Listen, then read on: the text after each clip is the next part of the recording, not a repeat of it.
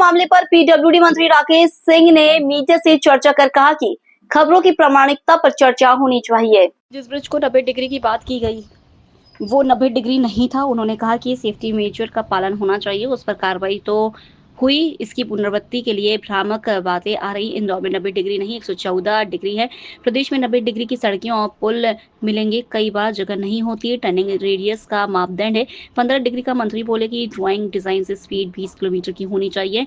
इसका मतलब ये नहीं कि सारी चीजें सही है, प्रस्तुतिकरण और प्रमाणिकता में अंतर होना है। इंदौर का रेडियस 20 मीटर का है। उपलब्ध जगह और सेफ्टी मेजर का ध्यान रखकर काम होना चाहिए। पूरे प्रदेश में निर्माणहीन पुल की स्थिति मंगाई गई है जिससे कोई पुनरावृत्ति ना हो। इसके साथ ही कमेटी भी एक्सपर्ट की गठन की जा रही है। एक्सपर्ट ऐसी कोई स्थिति है तो उसका निराकरण हो सके। विभाग में नवाचार हो रहे हैं, जहाँ गलती होगी वहां पर कड़ी कार्रवाई होगी। निर्माण कार्य गुणवत्तापूर्ण होने चाहिए। राकेश सिंह ने कहा कि भोपाल ब्रिज 119 डिग्री है लेकिन सेफ्टी मेजर का पालन नहीं हुआ, जिस पर कार्रवाई हुई है। इंदौर में स्पीड लिमिट और टर्निंग राशियों का ध्यान रखा गया है। रिपोर्ट पब्लिक डोमेन में आएगी। हर महीने 2 बार लोक निर्माण विभाग 5 और 20 का औचक निरीक्षण चीफ इंजीनियर रैंक के अधिकारी निरीक्षण करते हैं। चीफ इंजीनियर को नहीं पता होता कहाँ जाना है, 5 कामों का निरीक्षण कहाँ होता है ये भी नहीं पता होता। जहाँ पर भी अनियमितता होती है वहाँ कार्रवाई की जाती है। देखिए, कई बार खबरें जो बनती या चलती हैं उसकी प्रामाणिकता पर जरूर चर्चा और बातचीत होना चाहिए। पिछली बार भी मैंने कहा था, जिस 90 डिग्री ब्रिज की बात पूरे देश में की गई वो 90 डिग्री था ही नहीं, वो 119 डिग्री था। और विभाग के मंत्री के द्वारा ये कहने के बावजूद भी 90 डिग्री आज तक चलता है। मैंने तब भी ये कहा था कि इसका मतलब ये नहीं है कि हम उसको सही ठहरा रहे हैं।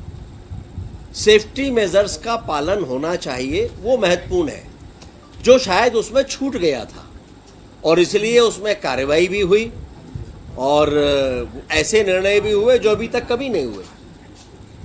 लेकिन बार बार जब कोई एक इस तरह की चीज बन जाती है तो इनकी पुनरावृत्ति के लिए भ्रामक चीजें वातावरण में आती हैं।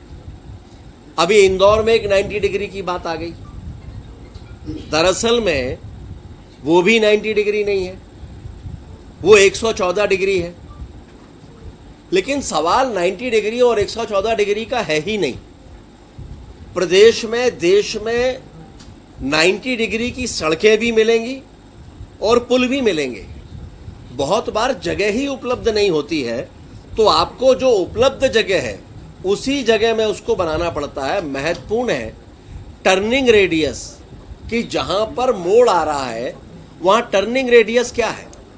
टर्निंग रेडियस को लेकर जो मापदंड है वो कम से कम 15 मीटर है, कि इससे कम नहीं हो सकता। जिस पुल की आज बात हो रही है उसमें ऑलरेडी 20 मीटर टर्निंग रेडियस है। और जहां पर भी कोई कर्व होता है तो सुपर एलिवेशन उसको कहते हैं, वो सुपर एलिवेशन वहां पर है या नहीं ये महत्वपूर्ण है। वो भी जिसके कारण से वाहनों को काटने में आसानी होता है। तीसरी बात है कि जब कोई भी ड्राइंग डिजाइन इस तरह की तय होती है तो उसमें स्पीड लिमिट की बात होती है और वो बात आती है कि कम से कम 20 किलोमीटर की स्पीड पे वाहन वहां पर गुजरना चाहिए।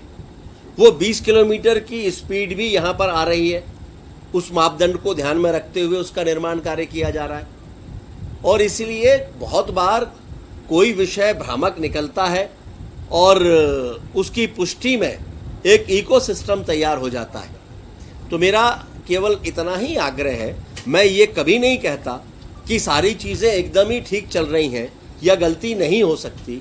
गलती हो भी सकती है, लेकिन जिस विषय को लेकर अभी किया जा रहा है, हमारे पास में चीफ इंजीनियर भी आके बैठे हैं इंदौर से। ये भी इन्होंने परीक्षण किया पूरा। चीफ इंजीनियर ब्रिज जो हमारे मध्य प्रदेश के हैं, वर्मा जी, वो भी बैठे हैं। वहाँ की एग्जीक्यूटिव इंजीनियर भी आकर बैठी हुई हैं।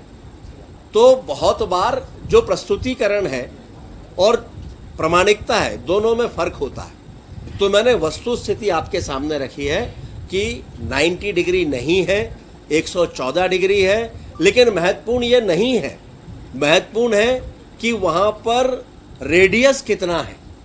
तो रेडियस 20 मीटर का ऑलरेडी है, टर्निंग रेडियस, जो ऐसे किसी भी स्थान पर होना चाहिए, तो वो है।